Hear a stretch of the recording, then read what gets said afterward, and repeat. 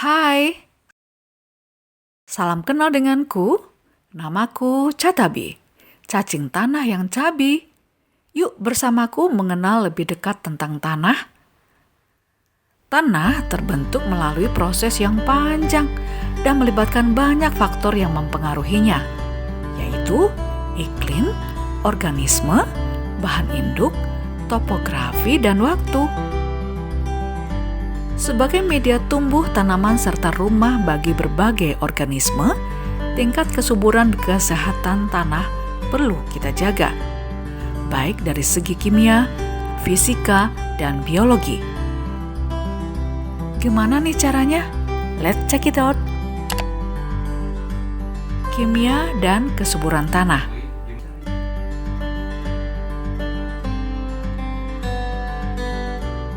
Pengelolaan bahan organik dapat kita lakukan dengan aplikasi pupuk organik serta mengembalikan sisa panen jerami yang berdampak terhadap perbaikan sifat kimia, fisika, dan biologi tanah.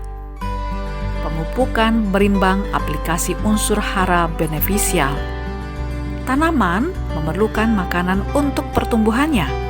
Nah, makanannya ini dapat berasal dari pupuk yang kita berikan. Konsep pemupukan berimbang ini sangat penting agar tanaman dapat tumbuh sehat dengan produktivitas yang optimal. Selain itu, tanaman juga seperti kita. Selain makan, juga perlu vitamin. Nah, salah satunya dengan menambahkan unsur benefisial bagi tanaman seperti silika. Silika ini berfungsi meningkatkan daya tahan tanaman terhadap serangan biotik dan abiotik. Rekapitulasi fosfat alam. Guys, pernah dengar fosfat alam atau rock phosphate? Fosfat alam ini merupakan bahan baku pupuk fosfat seperti sp36. Nah, fosfat alam ini ternyata bisa langsung dipakai sebagai sumber P di tanah masam atau pH di bawah 5 dan telah terbukti dapat meningkatkan produksi jagung mencapai 20 ton per hektar dengan pola tanam zigzag.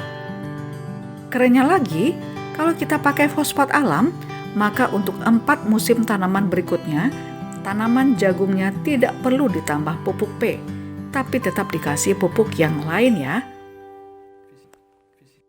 Fisika dan konservasi tanah. Teknik konservasi tanah adalah penempatan setiap bidang lahan sesuai menurut kemampuannya dan memperlakukannya sesuai dengan syarat-syarat tertentu, sehingga tanah bisa digunakan secara lestari. Teknik konservasi tanah mekanik antara lain berupa terasering, saluran pembuangan air atau SPA, dan bangunan terjunan air atau BTA, sedangkan yang biasa diterapkan oleh petani yaitu teras bangku atau gulut. Teknik ini bertujuan untuk menanggulangi erosi agar lapisan atas tanah tidak terbawa hanyut oleh air hujan. Dengan demikian, bahan organik sebagai kunci kesuburan tanah, sumber makanan bagi biota tanah, dan memperbaiki sifat fisik tanah dan kesuburan dapat dipertahankan. Teknik konservasi vegetatif mencakup sistem pertanaman lorong atau alley cropping, strip rumput, rotasi tanaman atau pola tanam, tanaman penutup tanah atau cover crop, pemulsaan, dan lainnya. Teknik ini terbukti efektif mengendalikan erosi dan aliran permukaan atau runoff, kehilangan hara, meningkatkan produktivitas tanah dan tanaman, hemat biaya, dan dapat diadopsi oleh petani. Pembenah tanah bermanfaat untuk menciptakan lingkungan tanah yang mendukung pertumbuhan dan produktivitas tanaman, perkembangan biota tanah, dan meningkatkan ketahanan tanah terhadap erosi. Oleh karena itu, pembenah tanah mampu memfasilitasi tersedianya hara, air, dan udara yang optimal bagi tanaman.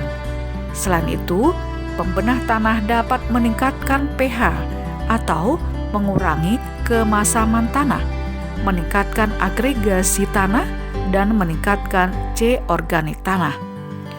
Aplikasi teknologi konservasi tanah mutlak diperlukan untuk mendukung kesehatan tanah dan pertanian yang berkelanjutan.